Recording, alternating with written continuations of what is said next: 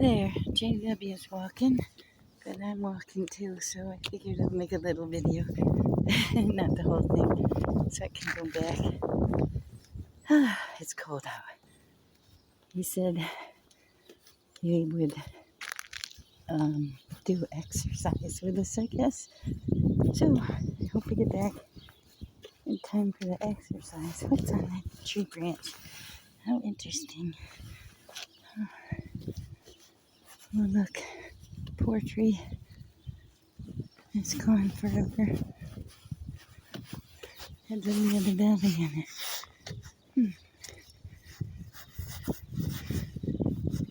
Well, I'm advocating for myself. I went and had my meeting with management, and it went well. It's kind of freaky because I hadn't never met her. She's new. She took over for the other lady, Meredith. But the thing is that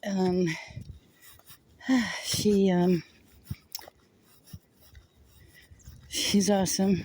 She's from Portland, so she knows it well. And I told her I don't really want to be pushed out of here by a bunch of bullies. And I got to thinking about it. Oh, there's a tiny little car under a hood, under a thing. Like we used to have his little Corvette and a jacket like that. But anyway, I said I didn't want to get pushed out by the bullies.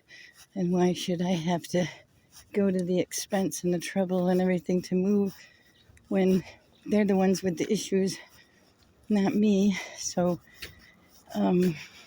I said I also, there's no openings in Portland, and it's hard for me to go somewhere else and somewhere else and somewhere else.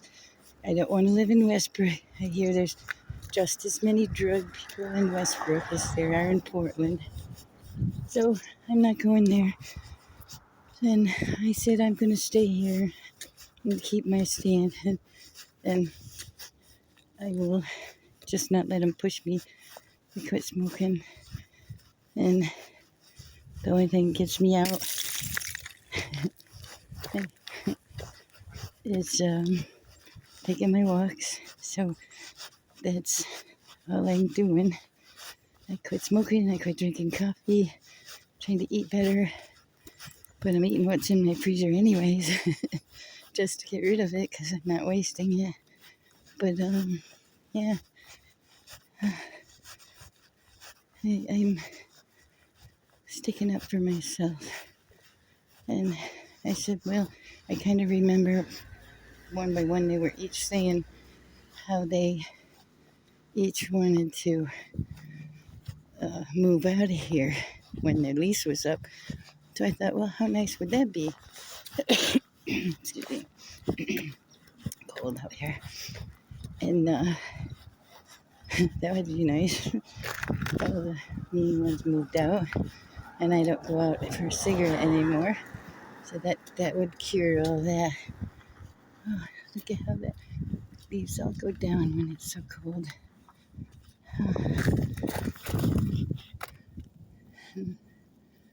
Oh, frozen. And there's the moon. I don't know if you can see it.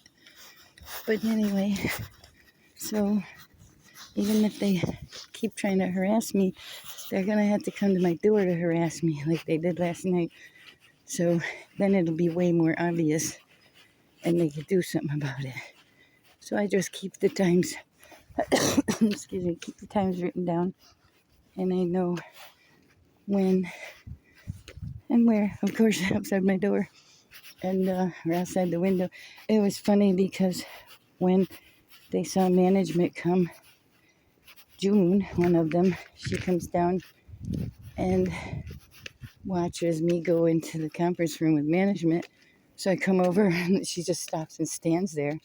So I just stand there and stare right back at her like, go away, what are you doing there? And thinking, and she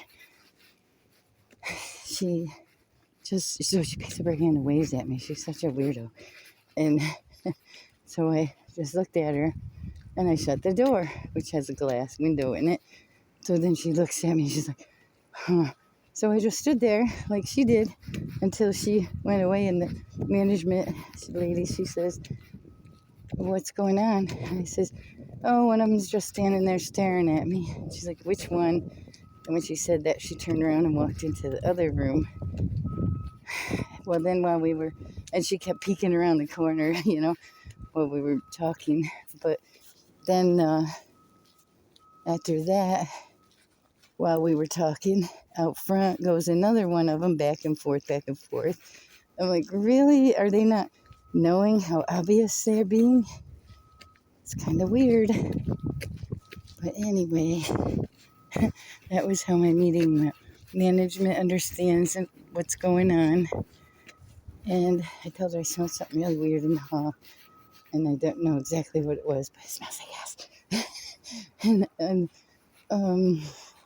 yeah, I don't know what it was. But anyway, it doesn't matter. So, yeah, that was a good meeting. I have management behind me understanding what's happening. And she said if I have any problems to call her and let her know. And that's fine. At least she knows.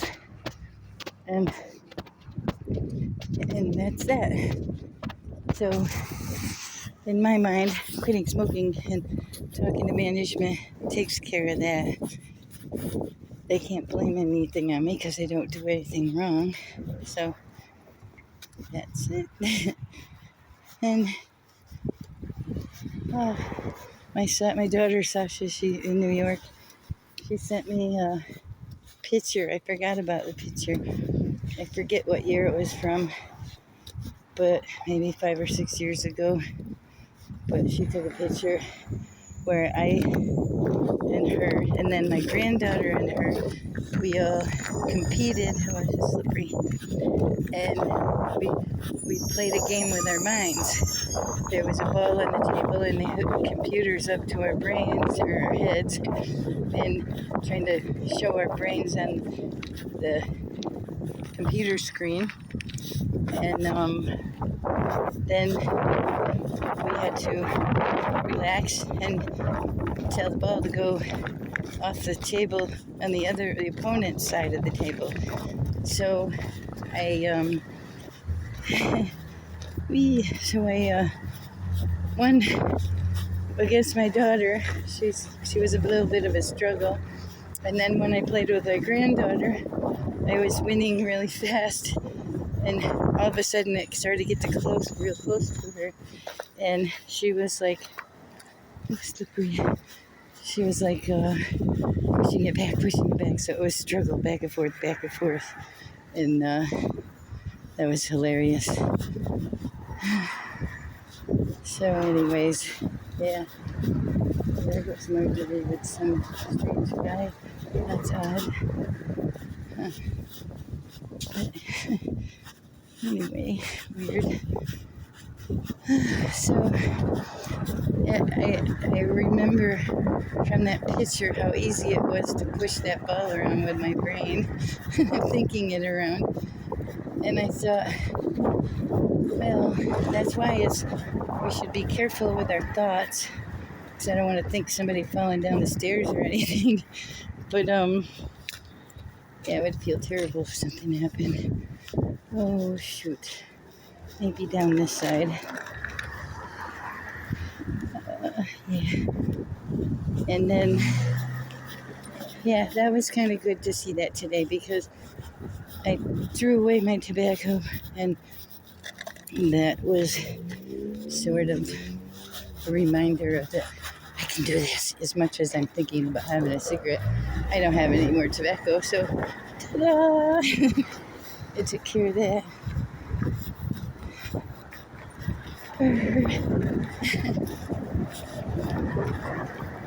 Yeah, this side of the street, they had a big pipe running down it all year, and some guy was coming down on his bicycle, and he hit that pipe and fell. He came by me walking and wasn't too happy about it, but that's okay. I guess I'm going to end my video here. I'm heading on my way back home anyway. So